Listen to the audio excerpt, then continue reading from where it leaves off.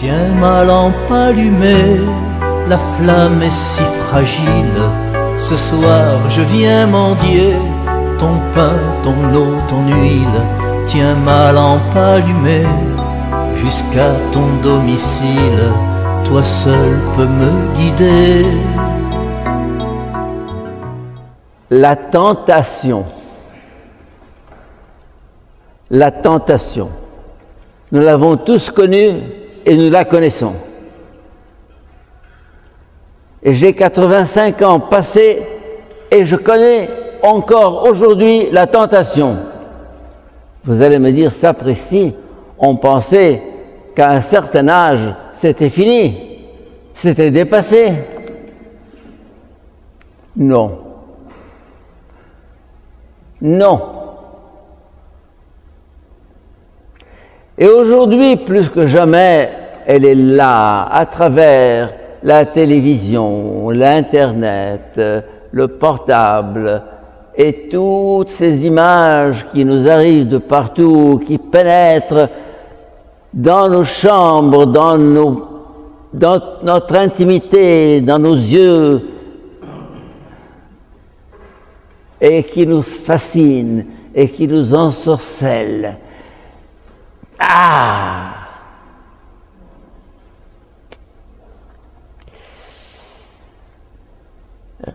Résister à la tentation n'est pas facile.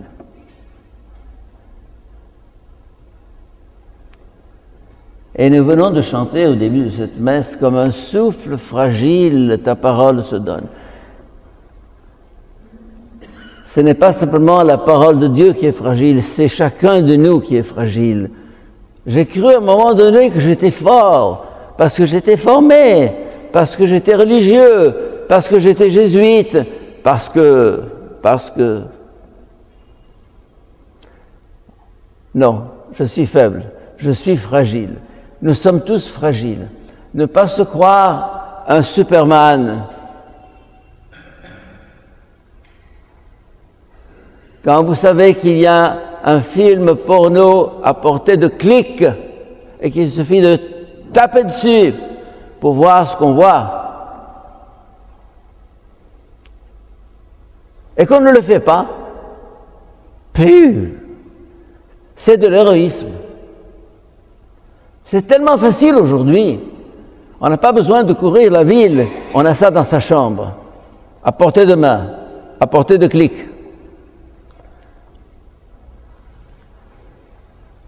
La tentation.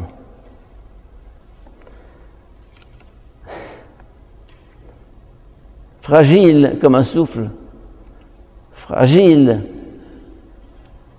comme un murmure, comme dit le chant, fragile comme une naissance, comme un bébé. On est des bébés. Spirituellement, on est toujours bébé. Fragile. Il faut le savoir. Mais nous en avons tous fait l'expérience. On sait. Et on tombe de nouveau. On sait que tout ça est un mirage, une illusion, et que ça va aboutir à zéro, à rien, à un goût de néant au fond du palais. On sait, on a expérimenté, et pourtant, on tombe et on retombe. Pauvre homme, pauvre être humain, fragile. Tenir compte de cette fragilité, c'est être dans le réalisme. Nous ne sommes pas des supermen. Et c'est pourquoi, depuis toujours, il y a eu, dans toutes les religions, bien avant même le christianisme, ce qu'on appelle l'ascèse, taqashuf, zuhd en arabe, zuhd, taqashuf, l'ascèse. Pour contrôler la pulsion sexuelle qui est la plus violente, qui est la plus forte, on se prive de chocolat, de cigarettes, de viande, de nourriture, de quelque chose qu'on aime. Nous entrons dans ce carême justement pour maîtriser cette chair rebelle, difficile.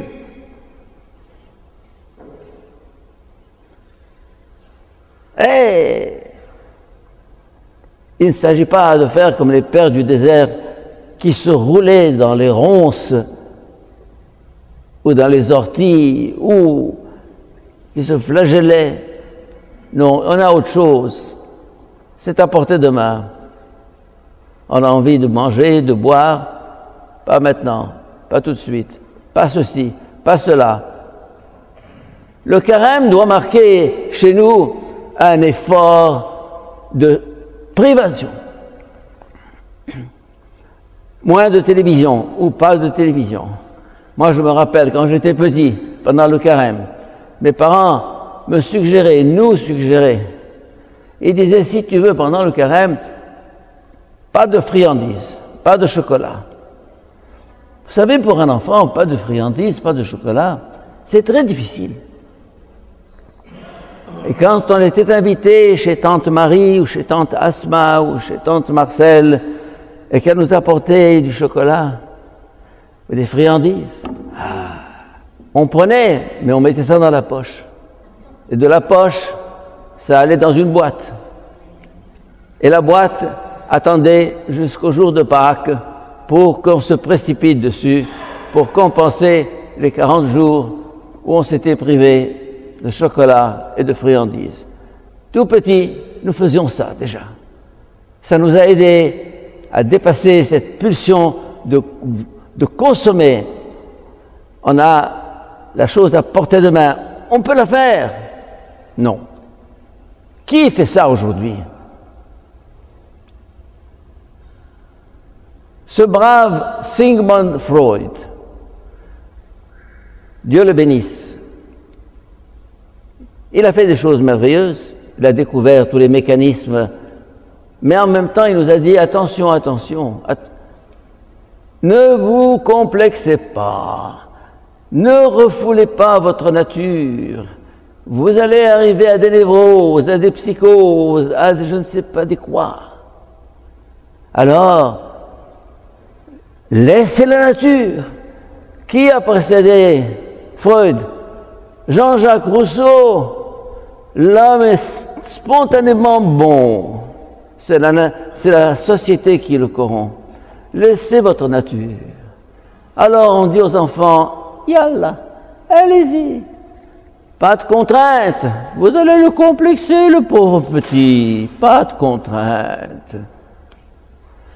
Alors on vit comme ça. Je me rappelle, il y a 30 ou 40 ans, ou plus même en France, un des inspecteurs de l'éducation nationale avait envoyé une circulaire à travers toute la France en disant aux jeunes adolescents « Masturbez-vous, masturbez-vous, ça fait du bien. » Ah. Oui, ça fait du plaisir, mais le plaisir, l'animal aussi est porté au plaisir. Toute nature charnelle, humaine, terrestre, est portée au plaisir. Mais nous sommes appelés à plus que le plaisir, mes chers amis. Le plaisir, ça vous abrutit, ça vous aplatit, ça vous... Mais c'est facile, il est partout le plaisir, on vous le propose partout. Toute notre société est érotisée jusqu'au bout des ongles. Ne tombons pas dans le piège. On dit il faut être moderne, il faut avoir l'esprit large, il ne faut pas tomber dans les complexes. Vous allez encore nous complexer comme autrefois. Open mind. Voilà, la tentation. Je vais prendre le texte même de la première lecture d'aujourd'hui. Comme c'est décrit cette tentation.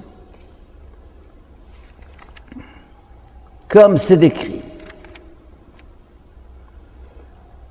Dieu plante un jardin avec des arbres magnifiques, savoureux, et au milieu l'arbre de la connaissance du bien et du mal et l'arbre de vie, côte à côte. Je ne vais pas commenter pourquoi ils sont côte à côte et qu'est-ce que ça signifie. Très intéressant. On fera un cercle d'études là-dessus un jour. Mais là n'est pas la question. Dieu a dit, tu manges de tout, mais pas de cet arbre. Si tu en manges, tu mourras. Si tu en manges, tu mourras. Il ne dit pas, si tu en manges, je te ferai mourir. La mort n'est pas une punition, un châtiment de Dieu, une conséquence, une simple conséquence.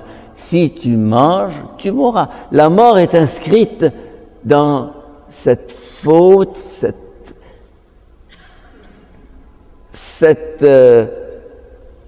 ce renversement où l'homme devient l'esclave de ce dont il doit être le maître. Tu mourras. La mort comme conséquence.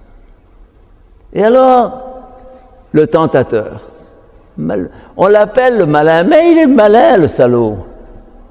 Il est malin. Alors, qu'est-ce qu'il fait?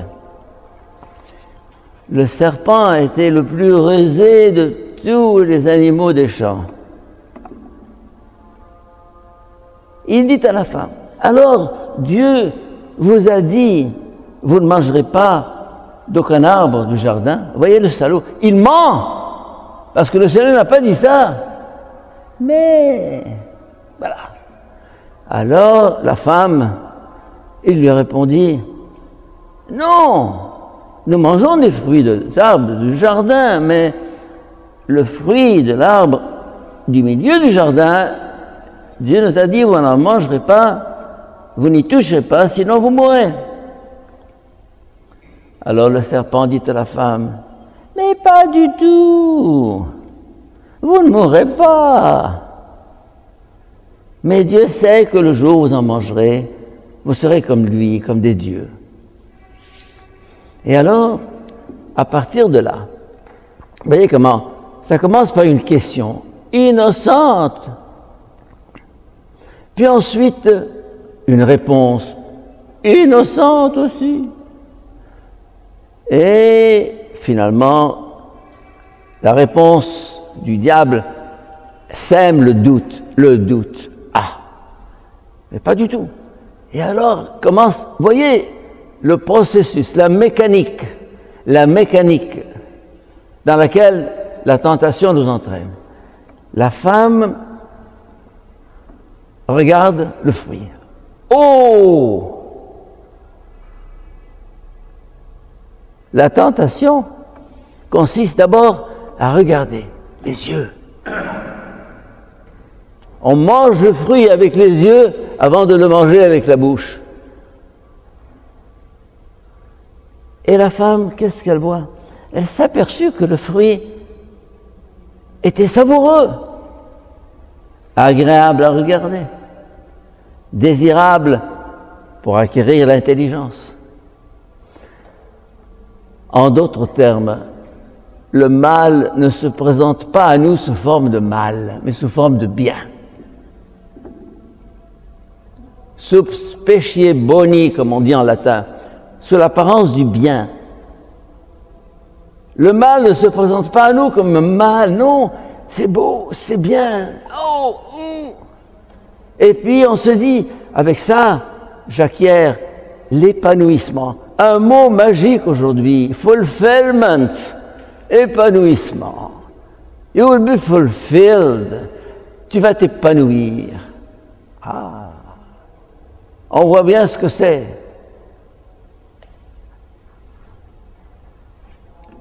Le piège d'aujourd'hui, être épanoui.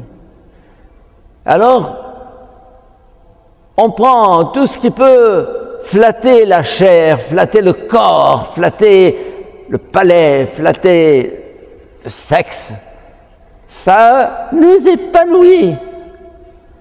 On sait où mène cet épanouissement. Et alors, dès qu'elle a vu, elle tend la main.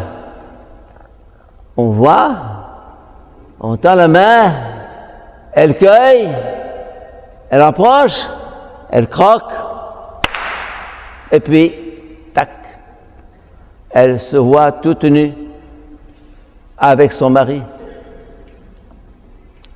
Elle perd tout à coup ce regard saint, irénique sur son corps et sur celui de son mari, le corps devient objet de tentation, l'autre devient objet de tentation, l'amour qui était si pur devient un piège. Pourquoi? Et chacun se retrouve là-dedans. Oui ou non? Écoutons, soyons sincères avec nous-mêmes. Je me vois là-dedans moi-même. Ces signes contorsionnés avec toutes les apparences de la logique, et on s'aperçoit ensuite qu'on s'est trompé. J'accepte qu'un adolescent se trompe. Il va se tromper. C'est normal, il fait son expérience. Il faut que, d'une certaine manière, l'homme, à cet âge, fasse l'expérience incontournable du plaisir, bon, de la découverte de son corps, de son sexe, etc. Mais qu'on continue, en sachant pertinemment que c'est une impasse, que c'est bouché, que c'est bloqué. Non. Alors, mes chers amis, au début de ce carême, demandons au Seigneur la force de réagir, la force de résister, la force de ne pas entrer dans cette mécanique de la tentation, car c'est une pente. On dit, je vais simplement mettre le pied là. Ensuite,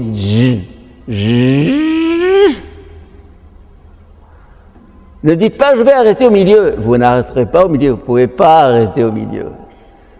Vous ne pouvez pas arrêter au milieu. Vous allez vous fracasser. Alors Seigneur, donne-moi dans ce carême de développer en moi cette maîtrise du corps, cette maîtrise de l'instinct, cette maîtrise de mes appétits charnels, égoïstes, terrestres, pour être capable de laisser l'esprit me faire grandir vers cet homme nouveau que tu m'appelles à devenir. Amen. Allume dans mon cœur quelque chose de vrai, quelque chose de toi, que rien ne puisse éteindre, ni l'échec, ni la peur, ni le poids des années, et que puisse mon pas chercher à te rejoindre.